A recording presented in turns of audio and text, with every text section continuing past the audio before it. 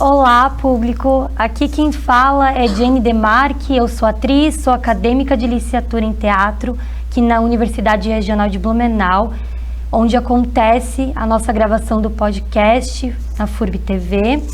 E eu estou aqui com dois convidados maravilhosos, meus professores. E para iniciar esse pós-pod, a gente vai trazer todos os elementos que acontecem por trás da cena de um espetáculo teatral até chegar no espetáculo onde vocês veem ele pronto. Então, para começar, eu quero perguntar, Roberto Murphy, eu posso? Pode. Professor Vitor, eu posso? Pode. Jennifer, posso? Pode. Então, para iniciar, eu queria apresentar primeiramente vocês. O Murphy é mestre em teatro pela UDESC, professor aqui da FURB desde 2004, certo? Uhum. É coordenador do Espaço Plural, um espaço maravilhoso. Ele é organizador e diretor do Grupo Fênix. Ele também participa do projeto Enlouquecer, vinculado à incubadora ITCP, certo? Correto? Isso. E o Vitor Hugo é mestre em artes da cena pela Escola Superior de Artes Célia Helena, de São Paulo, especialista em cenografia pela UTFPR em Curitiba, diretor, ator, pesquisador também, acredito, todos nós, produtor da Sino S, CIA de Teatro, professor do curso de licenciatura em teatro. Sejam muito bem-vindos.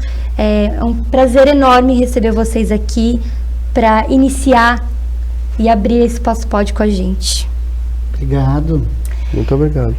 Primeira pergunta que eu acho muito importante quando se fala sobre direção e sobre a preparação também de um corpo, que eu acho que está tudo muito entrelaçado, e se não tiver, podem me cortar e a gente vai dialogando sobre a direção e a preparação corporal. Qual o aspecto mais importante a ser observado no primeiro momento que a gente vai lidar com uma direção teatral ou uma preparação de elenco? Bom, são muitos fatores, né, que definem. Uhum. Entre eles, a estrutura do grupo, do projeto, quantas pessoas estão envolvidas, qual é o objetivo, né, que faz com que esse grupo esteja junto, qual é a busca desse grupo. E além disso, existem alguns outros fatores, que podem ser, por exemplo, uma direção específica para um determinado tema, um determinado evento, né? E é isso, tem alguns fatores que fazem com que se determine o projeto a ser seguido, né? Uhum. E do ponto de vista da preparação dos atores, mais especificamente a questão da atuação, a gente pode pensar de um modo mais geral, né? Uhum. Porque vai depender muito do ponto de vista que a gente vai estar falando. Sim. Né? Então, de um ponto de vista mais geral, a gente parte da questão do psicofísico. Né? O que seria o psicofísico? Esse corpo, consciência, que não é necessariamente uma complementariedade, como algumas teorias do corpo mencionam, mas uma forma indissociável. Uhum. Né? Corpo, consciência misturado mesmo. Sim. Então a gente precisaria preparar esse corpo, consciência, esse psicofísico para a cena, seja ela qual for, né? Seja ela qual projeto que vai ser feito, se vai ser na rua, se vai ser em um espaço italiano, se vai ser em uma escola, né? Vai depender também da linguagem, né? Da estética. Independente da linguagem que o espetáculo tenha, isso que o professor Vitor está falando me parece fundamental, Uhum. porque a gente está preparando um corpo cênico, né? Que é diferente de um corpo cotidiano.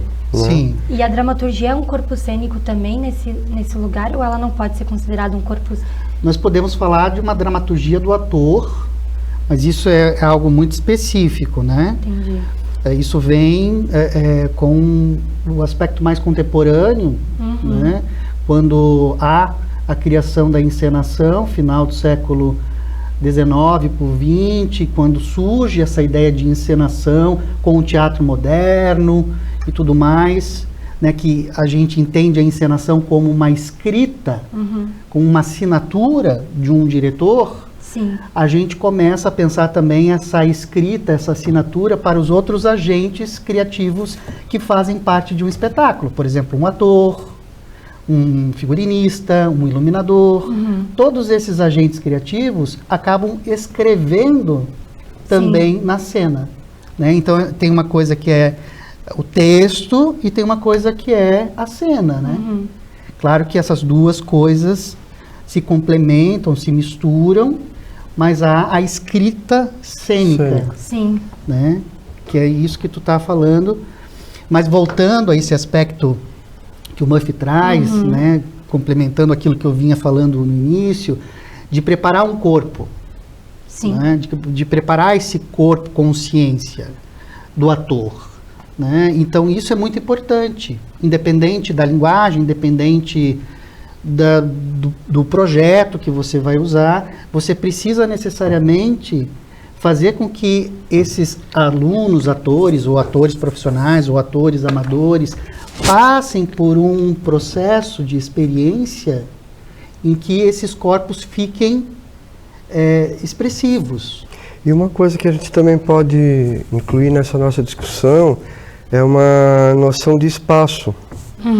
Porque a cena, ela predispõe um lugar especial, um lugar diferente, né? Claro, se não for um teatro que tenha a necessidade de influenciar diretamente na realidade das coisas, né?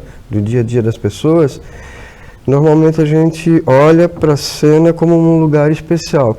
E para chegar nesse lugar especial, me parece que precisa existir uma espécie de um filtro, né? Que você passa por esse filtro para chegar a esse lugar cênico, né? Que é isso que o professor está falando, que é, né, uma preparação psicofísica para estar na cena, né? Para construir esse corpo cênico, né? Existem exercícios específicos, porque a gente está falando sobre para a galera que não entende sobre esse mundo teatral. Então, a gente que é do meio teatral, a gente já entende um pouco mais. Mas existem exercícios específicos para trabalhar esse psicofísico do ator? Isso que tu está trazendo é muito interessante, principalmente quando a gente fala para o público leigo, né, ou que está começando a aprender o teatro. Somente calouros que estão entrando agora, do né? curso. É que teatro, ele não é simplesmente o decorar o texto e ir para a cena. Sim. Há todo um processo que é feito, né? Então há um processo criativo que é estabelecido para se chegar, para romper esse filtro, para construir esse filtro, para que surja, né, efetivamente aquele texto em pé, ou aquele texto posto em cena, né? Então sim, existem exercícios, né? Existem vários exercícios, e daí a gente pode falar, dependendo da estética que vai ser trabalhado, estética, eu quero dizer, o jeitão que a cena vai ter, né?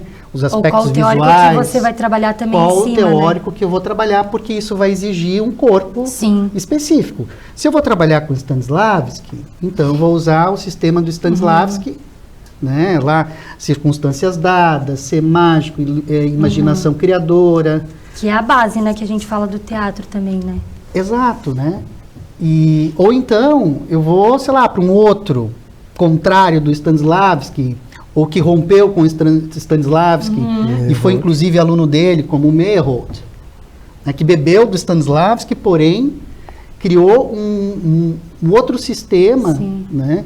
Ele queria um corpo que fosse mais teatralizado. Meyerhold trabalha a biomecânica, né? A biomecânica, exatamente. Ele cria, então, a biomecânica, que seria o quê?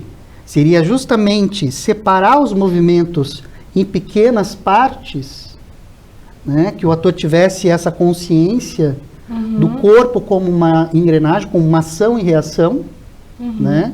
Então, separando, dividindo os movimentos como frases, né, digamos assim, você teria um início, um meio e um fim, sendo bem assim, superficial. Princípio, né? Mas é o início, que é um impulso, um desenvolvimento e uma finalização, que nasce um novo impulso, né? E isso acontecendo no corpo. Já o Stanislavski, ele não queria isso. Ele queria um ator que fosse mais próximo da natureza possível. Ele começa lá no naturalismo, né? Depois parte para o realismo. Então ele queria um ator muito mais natural, menos teatral, ou a gente pode dizer também, indo em direção a uma teatralidade do real, que é diferente da teatralidade que os simbolistas pretenderam, né, instaurar, que foram os reteatralizadores, não é, Mário? E isso que o professor coloca é muito importante para quem, de alguma forma, não vive o teatro diariamente, não estuda o teatro, a importância de se dominar essas várias linguagens para que a gente construa sempre um espetáculo muito coerente, né? Todas as partes que constroem esse espetáculo precisam estar dialogando nessa mesma vibe, vamos dizer assim, dessa linguagem, né? Não adianta você pensar um ator por uma cena de um espetáculo pós-moderno, por exemplo, né? Pós-dramático, com um olhar do Stanislavski, por exemplo, né? Quer dizer, então são coisas que são necessárias. E uma coisa importante, quando a gente fala de teatro, a gente tem uma noção de que teatro é uma arte, a arte do teatro, mas são vários teatros, muitos teatros, né? Sim. E cada um exige de nós, enquanto encenadores, né, um saber, um conhecimento do que sejam esses vários tipos de teatro e como ativá-los, né? Isso é importante. Uma das coisas que me surge agora, assim, você comentando, né, sobre observar, né, não adianta eu trabalhar um teórico e trabalhar uma coisa que o outro teórico fala, porque às vezes não vai ter nexo no que eu estou fazendo, até eu posso, né, mas falando em questão, a gente até vai ter os convidados que vão falar sobre o aspecto do figurino, o aspecto da maquiagem, mas isso também envolve na direção, né, do diretor pensar, tá, essa cena é de época, e esse corpo também é de época, vem de um corpo que é uma realeza e ele é um corpo de época, então isso também tem relação com a direção teatral e com o preparo do ator, ou isso é um nicho separado e a gente difere ou distingue, enfim? Todos os elementos que são envolvidos numa montagem precisam dialogar entre si constantemente e fazendo também com que as ideias, as necessidades artísticas de cada um sejam contempladas. Então essa troca ela é muito importante sempre, né? Então não há como você dissociar algo ou um trabalho de um profissional de outro dentro de uma montagem, né? E tem uma questão também na interpretação que maquiagem, figurino, a própria cenografia, a luz são aspectos fundamentais, porque o ator ele vai levantando essas estruturas, né? Então a própria construção de um personagem, a roupa que ele veste, o calçado que ele põe, os objetos que ele usa em cena, isso tudo é muito importante. Isso pode atrapalhar, né, também, né? Pode atrapalhar também. Mas atrapalha no momento que você não tem esse preparatório ou esse pensar, né, o que está em cena, né? E uma coisa importante, esses aspectos que o professor fala, eles podem tomar uma dimensão de agente, né? A própria iluminação pode contar uma história, né? Sonoridade, enfim, e todos esses elementos juntos, conjugados, fazem um espetáculo acontecer, né? Então, a importância desses elementos. Claro, o ator é o elemento fundamental, como é o público, né? Sem esses dois elementos não existe teatro.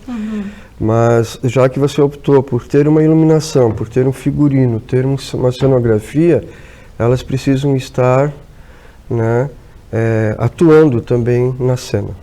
Uhum. O que eu elaborei aqui vocês já falaram, mas uma das perguntas que eu queria muito fazer para vocês é como foi, vocês dois dirigiram o Fênix? Uhum. Como foi fazer fazer essa direção de um grupo teatral de extensão, né? Uhum. De alunos de teatro, então são atores já, teoricamente, porque eu penso assim, que quando a gente pega ator mais novo, é mais fácil a gente moldar enquanto diretor, penso eu. Posso estar enganada, a gente que está do outro lado da tela, posso estar muito enganada com isso. Mas como foi para vocês, como é para você o processo, e como foi para você o processo de coordenar o grupo teatral, se não gerar polêmica, obviamente, gente. Não, assim, eu posso começar porque hoje eu não estou mais como diretor, é o professor Murphy. Eu fiquei no Fênix de 2016, segundo semestre, até 2020, mais ou menos. E nesse período, nós tivemos vários tipos de pessoas. Não só pessoas que estudantes de teatro aqui do curso de licenciatura em teatro, mas estudantes de outras áreas também, porque ele é aberto para outras áreas também. Claro que a gente acaba recebendo muito mais os alunos de teatro, até por uma questão óbvia, né? Então a gente tem sim bastante. E esse trabalho é um trabalho que está num lugar muito específico dentro da universidade, porque ele é de extensão, porém ele conjuga essa tríade da universidade, né? Ele é um lugar que você precisa mediar o teatro, no sentido de ensinar as técnicas ou traduzir algumas coisas para eles e criar junto com eles, né? Também é um lugar de pesquisa, quando você monta um espetáculo, né? Quando você vai atrás de um argumento para um espetáculo, né? Então tem todo um processo de pesquisa e extensão também por ser um elemento, um diálogo com a sociedade, né? Um momento em que a gente pode circular, que a gente pode levar o espetáculo para lugares, né? Para mostras, para festivais e para outros lugares também. Então, foi uma experiência muito legal, assim, até eu fui fazer o mestrado nesse período, né? Então, o fato de eu estar lá no dia a dia com os atores foi fundamental para eu desenvolver a minha dissertação, né? Assim, essa troca com eles foi fundante, assim, para minha dissertação. Então, para mim foi uma experiência muito grata e acredito que o professor Murphy também tem sido, né? Com certeza, porque é um lugar muito especial dentro da universidade. Sim. É um lugar em que, como o professor colocou também, não só acadêmicos de teatro estão ali desenvolvendo o trabalho, mas de outras áreas, né? E que acabam agregando novos conhecimentos. Essa troca é muito importante, essa multidisciplinaridade, vamos dizer assim, que acaba gerando, porque nós temos acadêmicos hoje de moda, de artes visuais, né? De música, né? Temos pessoas que estão ali para desenvolver a sua área dentro do teatro, né? Isso, de alguma forma, vem a potencializar o conhecimento gerado entre todos ali, né? É uma troca muito bonita, muito bacana, né? E uma coisa que me parece muito importante é olhar para o Grupo Fênix como um lugar especial, claro, porque a universidade ela também é constituída, como o professor falou, do ensino, da pesquisa e da extensão, que está imbricado aí no trabalho do Fênix, mas também ela está embasada na cultura, na arte, né? Então a universidade, a FURB nesse sentido, ela é muito potente no olhar que tem para si própria, né? Enquanto geradora de cultura, né, na região, que é muito importante. E sem contar que é um diferencial que nós temos aqui do Dentro da curso, FURB. Sim, né, de licenciatura em teatro, porque os nossos alunos acabam participando, sim, né, tendo essa experiência, né, então é fantástico. Sim. Né? sim. E sem contar que estamos preparando os 50 anos do grupo, que acontece agora a partir de março Notícia de fresca. 2024, mais precisamente no dia 6 de março, o grupo completa 50 anos de existência. Né? Então, esse ano, particularmente, existe toda uma mobilização dos nossos acadêmicos, da divisão de cultura, que é uma das mantenedoras do grupo, né?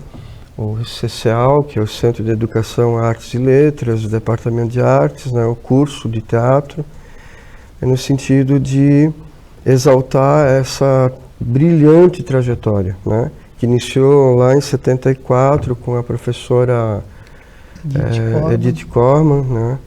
E que já nasceu transformadora, né? De linguagem do teatro, inclusive, né? Enfim, então é uma questão que me parece importante ressaltar sempre. Quando você... uma pergunta que eu queria muito fazer para vocês, são várias, na verdade, mas a gente tem um curto tempo também. Qual foi a... Não pior, mas qual foi a maior... Qual é a palavra? Fugiu a palavra, gente. A direção mais desafiadora que vocês fizeram até hoje, assim. Que envolve muitas outras questões além de, tipo... além da direção, né? Tipo, vocês precisaram fazer muita coisa para movimentar essa direção, para essa direção acontecer. Tem alguma ou não tem? Eu acredito que deve ter alguma aí.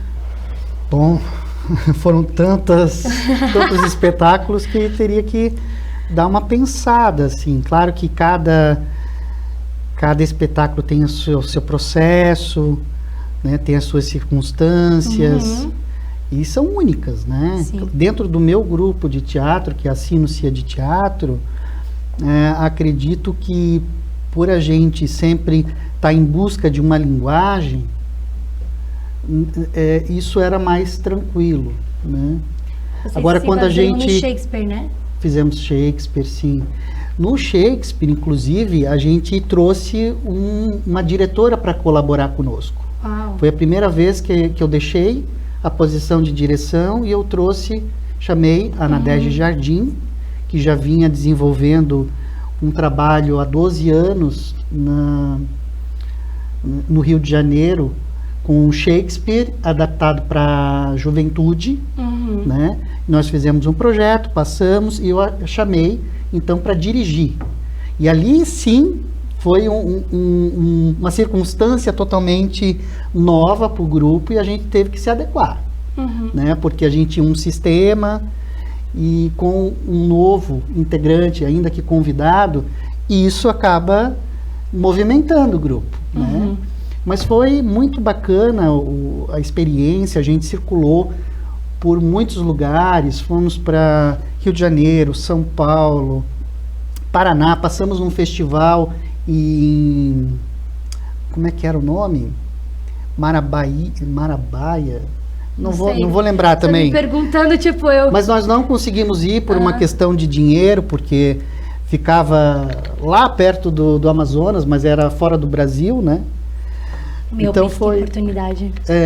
Mas acontece, essas coisas acontecem. Eu acho que a questão da produção sempre é uma questão. A gente vai falar também sobre produção. A questão da produção executiva. Né? E respondendo, não sei se é fácil, não é fácil responder essa pergunta, porque por de isso alguma que eu forma... fiz. Porque, de alguma forma, todos os espetáculos que a gente acaba desenvolvendo, existe um lugar especial dentro da gente, né? Sim.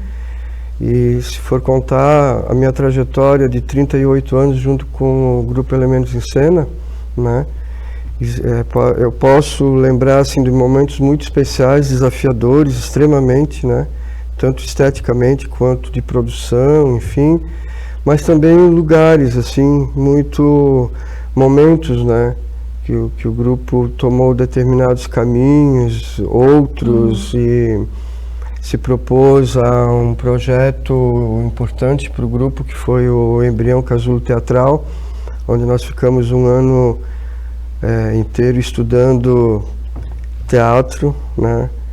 E Carol, que está aqui nos fundos, participou, sim. Então foi ali um divisor de águas, né, para nós também, porque ali nós definimos muito da linguagem que nós optamos a partir dali, né? Mas tem muitos espetáculos especialíssimos, né, dentro dessa trajetória do grupo, muitos desafiadores, assim, né? Mas é isso, tem lugares muito especiais aí nessa trajetória. Quando a gente fala de direção, né, a gente não, né, vocês dirigem grupos, né? Então não é só dirigir um espetáculo, é dirigir um grupo. Então tem essa outra bagagem, né? De direção de grupo e direção. E no início, quando a gente fala, né, a gente falou no pós-pod, na primeira temporada, a gente falou sobre, se eu não me engano, eu tô aqui olhando a Carol para ver se ela me dá uma dica, porque enfim, eu não lembro. Mas a gente falou sobre a questão dos projetos, né? A gente falou sobre os projetos. Então, a verba é muito pouca, às vezes, que vem pra gente. Então, às vezes, a gente acaba fazendo, no início, quando a gente não tem aquela estrutura grande, a gente acaba fazendo tudo mesmo, né? Um faz a direção, e a mesma pessoa que faz a direção faz a produção executiva, porque... E a Deda falou ontem isso, na nossa semana acadêmica, sobre esse lugar que o diretor, ele acaba, de um espetáculo, ele acaba fazendo a produção junto, porque não tem verba, né? Ou contrata a produção ou faz a direção, né? Enfim. Tem algumas situações. Eu lembro no início da Sinos, o segundo espetáculo, a gente trabalha com a linguagem tanto para teatro adulto quanto para teatro para infância e juventude. E esse espetáculo em específico era para infância e juventude. O Era Uma Vez Outra História tinha passado no edital, nós tínhamos pedido um X e nós recebemos X/2, ou seja, metade do que a gente precisava. E o cenário, ele era bastante dispendioso, porque eram caixas que se moviam e se transformavam em outros espaços, e no final ele se transformava num barco.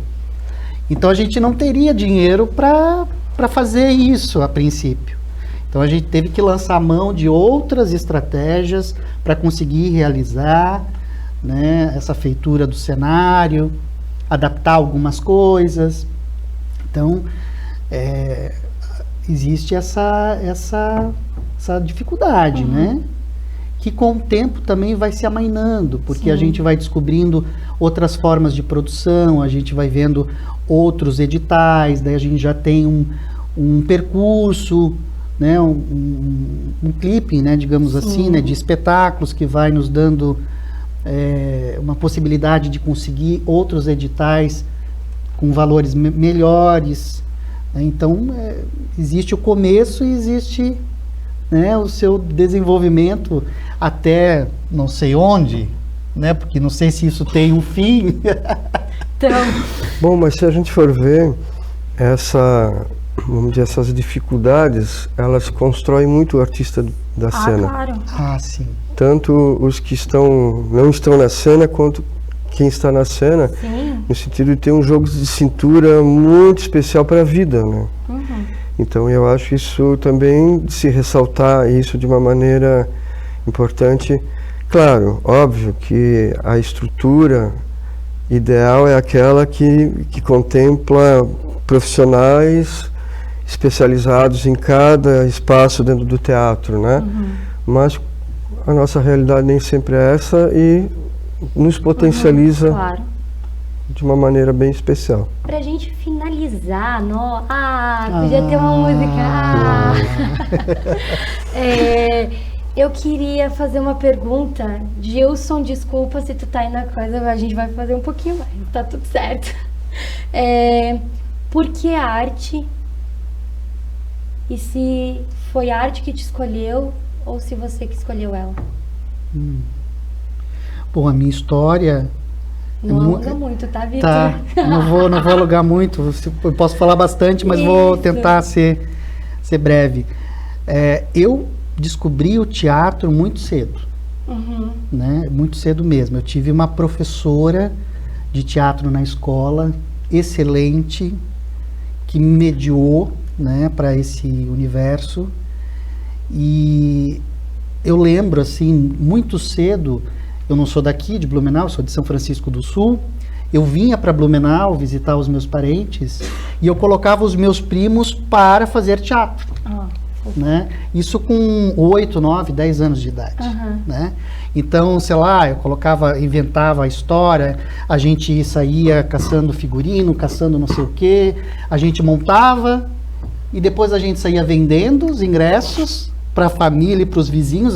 Esses meus primos moravam numa rua sem saída, então todo mundo se conhecia. E as pessoas vinham assistir. Que massa. Né? E no final a gente pegava aquele dinheirinho que dava ali para comprar algum doce, alguma coisa, né? Então eu lembro disso, assim, da arte muito presente desde muito cedo. Então a arte te escolheu nesse sentido, ou você escolheu ela? Eu acho que eu escolhi a arte. Né? Eu escolhi a arte como uma possibilidade de expressão, uma possibilidade de vida, porque eu também sou formado em psicologia, né? Trabalho como psicólogo, né? Mas eu dedico muito mais o meu tempo à arte, ao teatro, do que à psicologia, né? Então, eu acredito que eu escolhi. Eu não sei dizer muito, porque na verdade eu me lembro muito, eu envolvido, eu criança, uma criança diferente de todo o contexto onde eu vivia, sempre desenhando no barro, sempre escrevendo coisas, sempre me saindo bem nas aulas de educação artística, né? E um belo dia o teatro apareceu assim como uma oportunidade e eu vi nessa oportunidade algo para eu me realizar enquanto alguém que tinha necessidade de expressão, né? E foi a partir dali que aconteceu, mas eu me vejo sempre com essa lembrança da arte em mim, assim, né? Nem sempre com as condições ideais para que eu pudesse estar desenvolvendo, mas isso já esteve comigo desde sempre, assim, né? Então, e ela me fez ser um batalhador por ela também, né? E consequentemente por mim. Sim. Bom, eu queria agradecer muito vocês. Eu tenho certeza que eu saio muito nutrida daqui. Eu já saio nutrida das aulas de vocês, mas aqui eu entendi um pouco mais do além do professor, né? Aqui a gente tô como entrevistando vocês, então estou entrevistando pessoas, né? Além de ser o docente. E primeiro, gratidão por vocês terem topado. E agora eu olho para a câmera e eu falo que esse é o nosso Posso Pode, o podcast teatral por trás da cena, nossa 3ª temporada, onde a gente mostra os bastidores de um movimento teatral. E se eu posso, você pode também. Um beijo e até o próximo episódio.